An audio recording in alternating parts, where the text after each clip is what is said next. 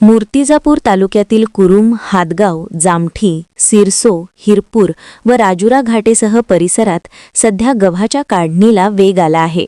मात्र शेती कामासाठी मजूर मिळत नसल्याने शेतकऱ्यांनी हार्वेस्टर मशीनकडे मोठ्या प्रमाणात मोर्चा वळविल्याचे चित्र दिसत आहे। पूर्वी गहू काढणीसाठी मजुरांवर मोठ्या प्रमाणात अवलंबून राहावे लागत होते, परंतु ग्रामीण भागात मजुरांची टंचाई वाढत असून काढणीसाठी अधिक वेळ लागत असल्याने शेतकरी आधुनिक यंत्रसामग्रीचा वापर करत आहेत।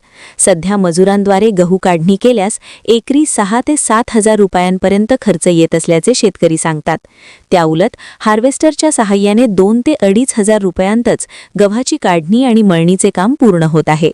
त्यामुळे वेळ, श्रम आणि खर्च या तिन्ही बाबींमध्ये मोठी बचत होत असल्याने शेतकऱ्यांचा कल हार्वेस्टरकडे झुकत आहे। कुरुम सर्कलचे बागायतदार शेतकरी बाबूभाऊ देशमुख यांनी प्रतिक्रिया देताना सांगितले की मजुरांची कमतरता आणि वाढते तापमान पाहता शेतीतील यांत्रिकीकरण आता काळाची गरज बनले आहे। हार्वेस्टरमुळे काही तासांत मोठ्या क्षेत्रातील गहू काढणी पूर्ण होते, त्यामुळे शेतकऱ्यांना वेळेवर काढणी करता येत असून उत्पादनाचे नुकसानही टळत आहे। सध्या परिसरातील शेतांमध्ये दिवसभर हार्वेस्टर मशीनची लगबग सुरू असून गव्हाच्या काढणीची कामे वेगाने पूर्ण होत आहेत।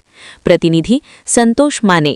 सध्या गव्हाची काढणीची लगबग सुरू आहे। गहू काढणी करता मजूर मिळतच नाही, मिळले तर 5 ते 7 हजार रुपये एका एकराचा खर्च आहे आणि हार्वेस्टरनं 2 ते 2.5 हजार रुपयात गहू घरी जातो।